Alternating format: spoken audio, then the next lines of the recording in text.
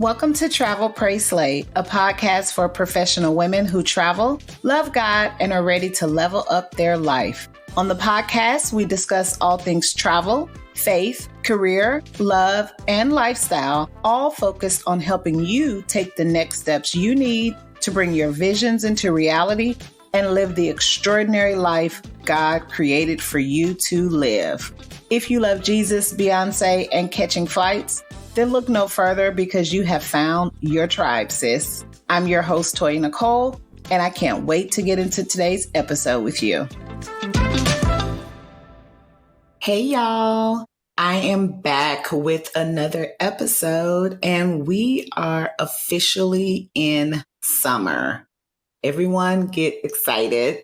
So we have now officially arrived at the long-awaited summer after a very weird, to say the least, 2020 and a summer last year that was canceled. And so now that over 50% of the population in the United States is vaccinated, including myself, and now that cases of COVID have pretty much reached record lows. Thank you, Jesus. Everyone is back outside and ready to start back traveling. Everyone has already started traveling. So as I've talked about on recent podcasts, bookings are up, flight prices are back normal, at times astronomical, and hotel bookings are up. I know I am booking a trip to Florida and looking at the hotels and the Airbnbs. I'm like, whoa. So need to figure something out there. So as everyone is planning to travel, including you, else you wouldn't be listening to this podcast, you probably are already a traveler or thinking about getting into more travel now that the dark veil of COVID has lifted. So I actually wanted to do a podcast where I share with you all my favorite travel destinations. I'm always getting asked, hey, where should me and my husband go for an anniversary weekend? Hey, where should I take my kids? Where should I do a girls trip? What's your favorite place to travel solo, etc.? So I've talked about them on various different episodes or like posts, blogs throughout the time. But I figured I would just put it all in one episode where I share with you my favorite travel destinations. So hopefully this will give you some ideas of where to take your summer vacation or even your fall vacation. So I will start not necessarily in any order, but the number one really is my top one, and that is Cabo San Lucas, Mexico. So those of you all that have been following me for a while know that I am always in Cabo. So my first trip to Cabo was in the spring of 2012. Am I getting that right? Y'all, these years are passing by. Yes, it was the spring of 2012. Gosh, can't believe it's been that long. And a friend and I were saw it on Groupon. I've been hearing about Cabo. And so we went and I instantly fell in love.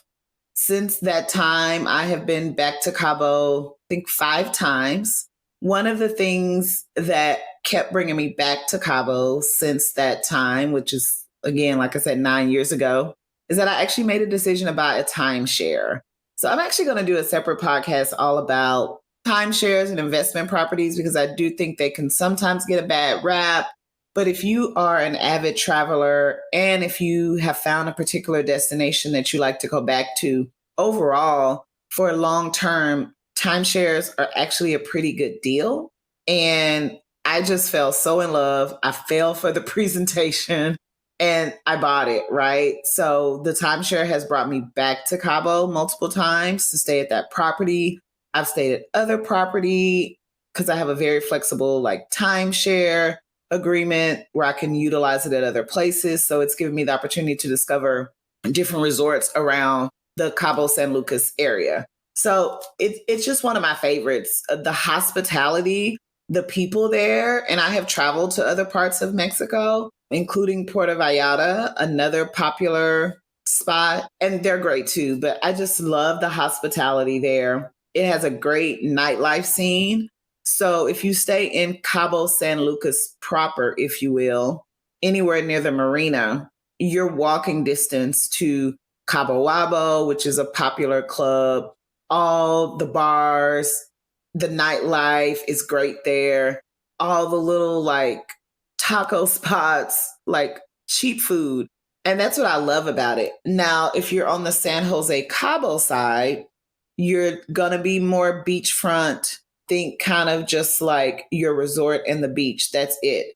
You're not going to be able to walk to places in town. So if you're going to stay in a place like that, you definitely are going to want to get an all-inclusive option, because unless you have a car and are going to drive, or unless you are stocking up on groceries and alcohol and food and drinks to bring in your hotel room or rental property or timeshare property, you won't have any accessibility, right? So I've stayed in both.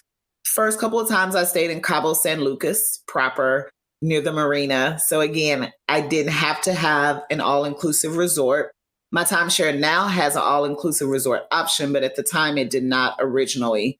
We walked. I mean, there was a place literally right around the corner from the hotel that every day was having happy hour with $3 margaritas, like fish tacos for $2, going into town a little bit further and finding nice restaurants for steak dinners. So there were so many options, and it's walkable. It's very safe. Cabo, their number one, thing that's driving the economy is tourism.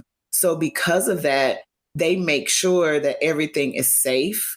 I remember one of the hotel employees telling me that even when it comes to like theft in hotel rooms, which happens everywhere in America, I mean, if an employee gets caught doing something like that, they are pretty much banned from ever working at any hotel in Cabo, because they take the experience and the hospitality very seriously.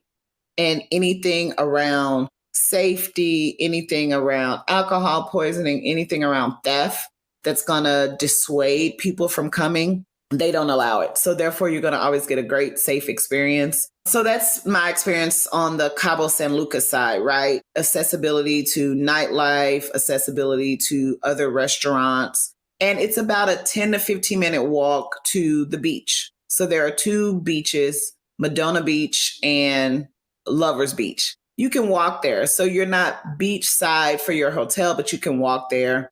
And we would walk there and spend like a half day hanging out on the beach, rent some chairs, umbrellas, etc. Now on the San Jose Cabo side, like I said, you're going to go with some all-inclusive resort options. It's very beautiful and peaceful. So if all you plan to do is just be on the resort the whole time, you should consider that as an option. So I've done that twice. And on both of those experiences, one of the times we did the all-inclusive resort option, and it was great. Like everything was covered, never literally left the resort. And for, 4 days was fine. Private beach, walked right down. The other time I stayed there with some girlfriends, we didn't do the all-inclusive resort option, mainly because we were like, we'll snack here and there and maybe do just like one main dinner. And so we just felt like we came out good overall.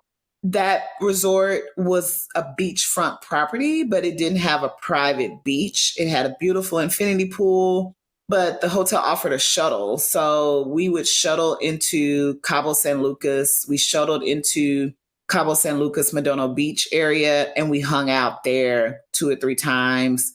One of my favorite things to do every time I go to Cabo is the sunset sail cruise. So they have a party boat option, and then they have more like a dinner cruise laid back option. But if you go to Cabo, always do a sunset cruise. It is beautiful there. The water is beautiful. The arches, they'll take you by there. Amazing opportunities for some great photos.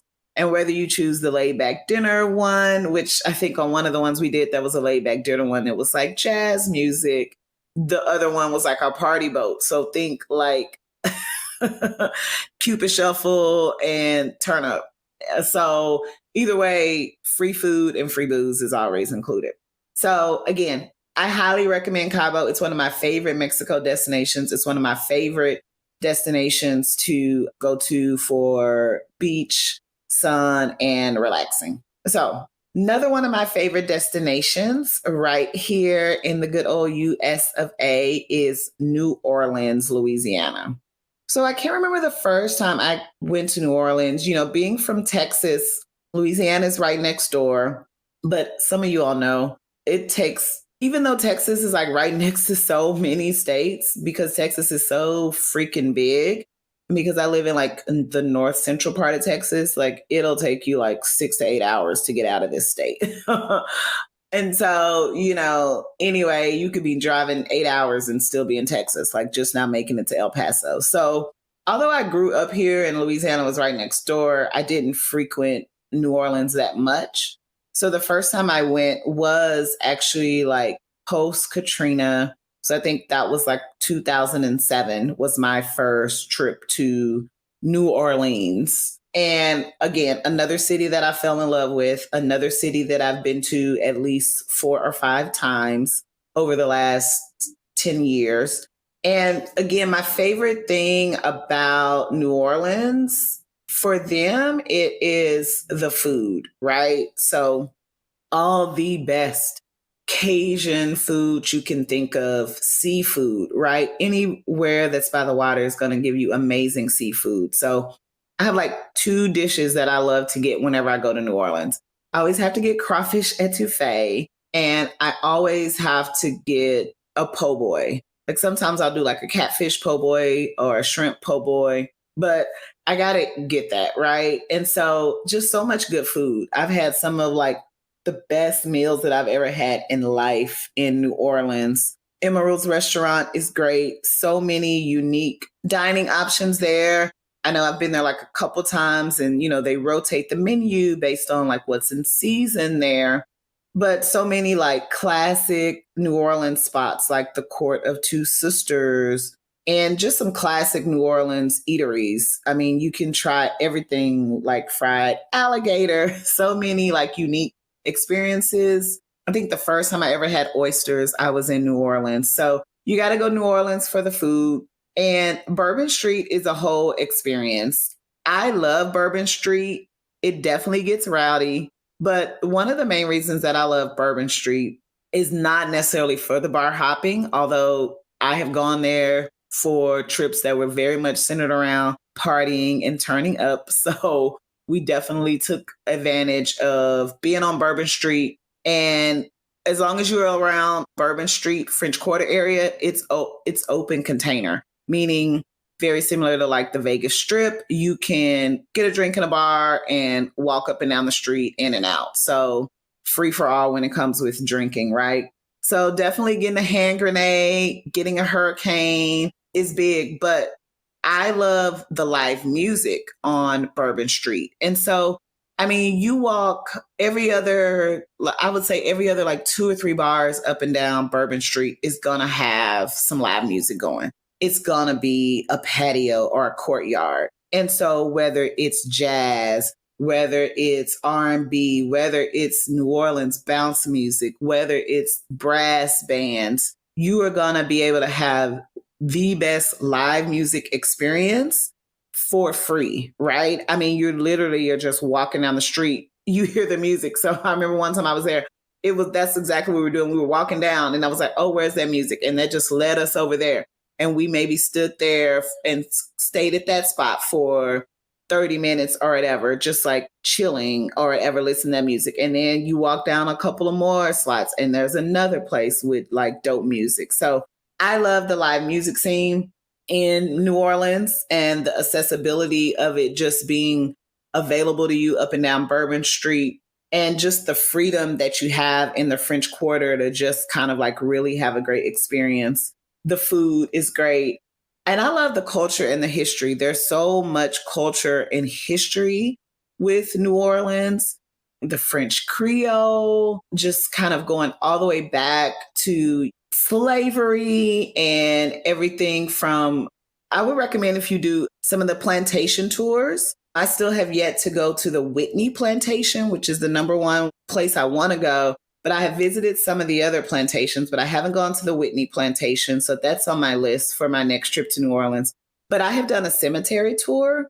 And I would recommend that. It is very cool experience just learning about how they bury people in New Orleans, which is unique with it being on a floodplain, seeing like all of these like beautiful murals and tombstone like structures, just hearing about the whole way, like funeral processions, second line dance, like there's just so much rich culture that I just enjoy taking in. And every time I'm in New Orleans, I learn something new. So again, that's why it's one of my favorite destinations. Think of it as a place you want to go for culture and food and live music. Okay, y'all, I'm just interrupting this episode briefly to remind you about the Travel, Pray, Slay merch. Did you know we had an online shop? Well, if you want to make a statement and slay, then you have to head over to travelprayslay.com/shop and check out all our merchandise. We've got hoodies, t-shirts, mugs, accessory bags, and luggage tags, which are my favorite.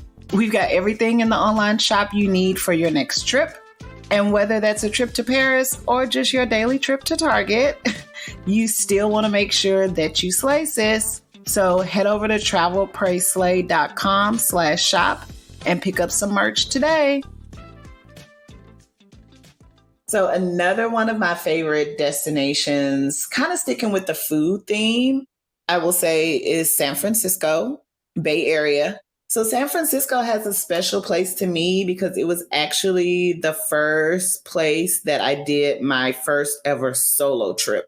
So back then, this was like years ago, but it was probably 2006. Oh my God, y'all, that was so long ago. But I was working at that time for a transportation company and I was in the marketing department. And I was going on a trip out there to meet with the sales manager and client.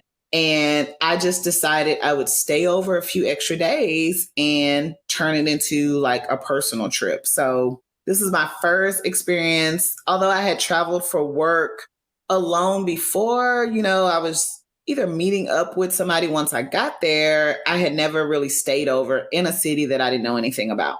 So I love San Francisco because it was like my first solo trip. So I stayed over an extra like 3 days, booked a boutique hotel in like the Union Square district in San Francisco. And it was just such a dope experience. So food and wine is another reason why I like San Francisco. So much great food in and around San Francisco, including like the Oakland area, like Dublin, Pleasanton area. And on that first trip, I rode like the trolley. I did all the classic stuff, right? I had never lived and traveled to a city at that point that had like public transportation. So I remember getting on the BART and that was my first time like having like a taking the train experience. Like I said, I did the trolley. I remember one day meeting up with my colleague and his partner.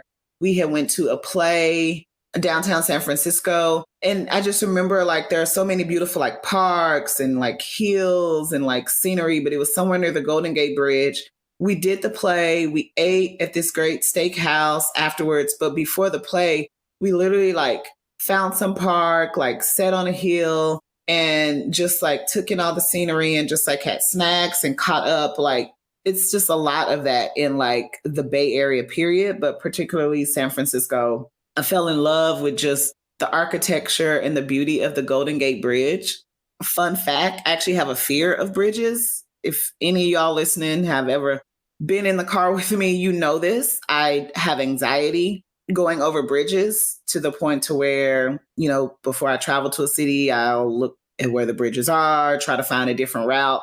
Obviously, there have been times where I have not been able to do that. And I make it across, but it is a very difficult time for me. So although I was not thrilled about us driving over the Golden Gate Bridge because of my fear of bridges, and I was so like enamored with the beauty of it. Like once we got out of the car and once I kind of like stood at the end of it and took pictures. So anyway, it's just like a fact about me. I appreciate the beauty of all the bridges in the area, so long as I'm not in a vehicle like driving on them. But again, San Francisco, another number one reason that you want to go there is because of the proximity to Napa Valley. So again, Napa Valley wine region speaks for itself, top destination in America. And so flying into San Francisco, spending a few days there, driving up to Napa Valley makes for like the perfect girls getaway, the perfect romantic getaway. It's also an awesome solo trip as well. Again, it was my first solo trip, so I would totally recommend it. San Francisco is a beautifully diverse population as well too. So it's just great to be around people of all different kind of backgrounds, lifestyles, different races. And you can tell the diversity is really embraced in that city. And it's just an overall good experience. So now let me take it overseas. Another one of my favorite travel destinations is Australia, specifically Melbourne, Australia. So first time I went to Australia was 2016 with a group of friends. They are kind of part of my travel crew. We've taken a couple of like international and domestic trips together as a crew. It's a co-ed group. And then I went back to Australia in 2018 for work. So I've been to Sydney, Australia twice, but Melbourne, Australia only once. I love Australia, period, right? I love the people. I love everything about Australia. I loved Sydney, but I really fell in love with Melbourne. So when we went as a group in 2016, that was the first place we went. We spent 3 days in Melbourne, and then we maybe spent longer than that. That was like a 10-day trip. My memory is so bad now, y'all. But we probably had maybe like half the time there. I think maybe we had like 4 days in Australia. 4 days in Melbourne, and then the other 4 days in Sydney, because it takes a whole day to get over there. So I think that's how overall it was like a 10-day trip. Anyway, Melbourne was our first stop, and I love it. So Melbourne is a very urban city, and you really do feel like you're like in a New York or a Chicago. At this point, when I took this trip, I had been living in Chicago for 8 years. And, there was a Chinatown, there was an arts district. We stayed near Chinatown. There was like a farmer's market area. So it felt like you were in any type of, urban American city like a Chicago, New York, or San Francisco, except clearly you're on the other side of the world. But that's what we loved about it. Again, amazing food options and so much culture. So one of the best excursions that we had while we were out there was a day trip to the Yarra Valley wine region. So amazing. Like some of the best wines. I still have like 2 of the wines I brought back. One was like a Shiraz. I had some champagne that I brought back that did not last long, some Sauvignon Blanc. And so Melbourne is a popular wine country destination as well. So I would definitely recommend that. We went a little further out when we were in Melbourne, and we had an experience like with the penguins off the coast. They have a great arts district with museums and, just think like kind of like walking through like a street fair market with different vendors. That's in Melbourne. And I just really loved it. Like, I want to go back and, just visit Melbourne again, spend some time in Southern Australia for like a true kind of experience with the wildlife as well. That's popular in like Cairns, Australia. But Melbourne, Australia is actually a city. I said if I ever had to relocate internationally, I would go to Melbourne, Australia. I could totally see myself living there. I loved it. It was a great city. I can't wait to go back. And it was one of my favorite destinations. Again, Sydney has so much to offer, right? Oh my God, the Sydney Harbor, the bridge. Another favorite excursion that we did was sailing through the Sydney Harbor. We did like a 4 or 5 hour cruise on like a small like private yacht. It was amazing. Going to the Sydney Opera House for a show. Oh my God, that had been on my bucket list forever. So, when you think of Australia, you think of Sydney, but do not discount Melbourne. And I'm so glad that we decided to add that to our trip. And it's one of my favorite destinations. So kind of now let's go towards Europe. Italy. So I went to Italy in 2012 with the same travel group, plus or minus a few people actually that I went to Australia with. And Italy had been on my bucket list as well for a lot of different reasons. Food, wine. I think you all see the common theme here. You all know I love me some wine. And so I had wine tasting in the Tuscan countryside on my bucket list for a long time. So I got to do that. So our Italy trip was actually Venice, Rome, and Florence. I fell in love with Florence, that whole region. And so a couple of reasons: shopping. Florence is actually home to a lot of famous Italian designers, including Gucci, Cavalli, and Ferragamo. And outside of that, just in general, you can walk into any, part of Florence that's not a Gucci or a Cavalli and find beautiful leather goods. One of my friends bought this beautiful leather bag, just out of a shop. So it's not necessarily names that we recognize over here, but they're known for their amazing, leather goods. So much shopping, so many beautiful items that I brought back there. We actually went to the outlets. And so it's pretty much the only place that you can get those kind of designers at outlet prices is right there in Florence. So we went particularly to the outlet called the Mall. So there are 4 different outlets in the Florence and Tuscan region. Just Google outlets, Florence, Italy, and all of them will come up. Particularly, we went to the Mall. So we took like a shuttle bus out there from the city because it was like on the outskirts. But they had Gucci, Alexander McQueen, YSL, Prada, Diesel, Ferragamo. I definitely brought back a whole Gucci bag and wallet. Y'all, I tried to squeeze my toes into these Gucci shoes because they were so gorgeous. Such a great deal. It wasn't going to work though, but it was just a great experience. So, I mean, whenever you go to Italy, save some money aside for some shopping because, it's just an experience you can't get anywhere else. And it's the only place where you're really going to be able to get like good deals on those designer brands, like period. So save room in your suitcase for wine and save room in your suitcase for shopping. So again, food and wine, like I said, again, the best, wine experience that we had. I think we did wine tastings, if not every day. I feel like it was every other day. Brought back a ton of wine, brought back, some champagnes, brought back white wines that I still have one.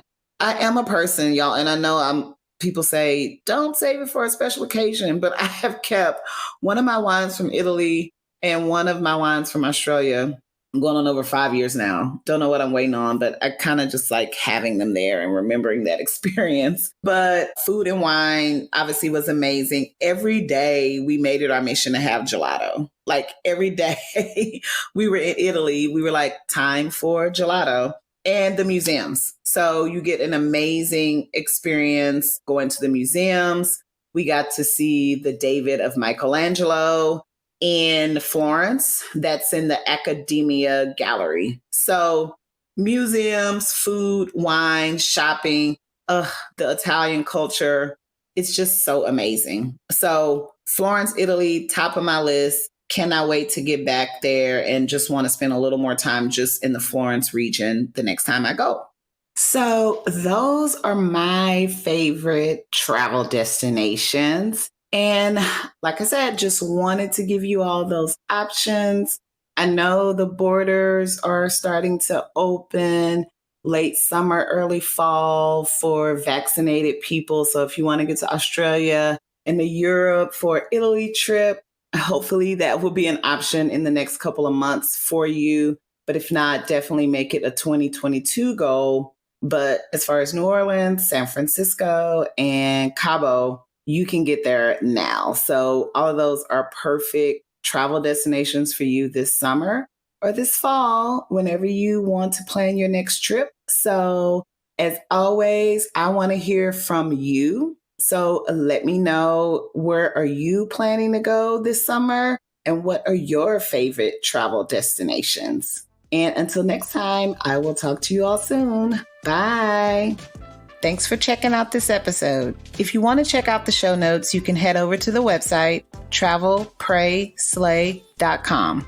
I would love to connect on social media, so be sure you are following me on Instagram at travelprayandslay and Facebook at travelprayslay. Again, Instagram is at travelprayandslay.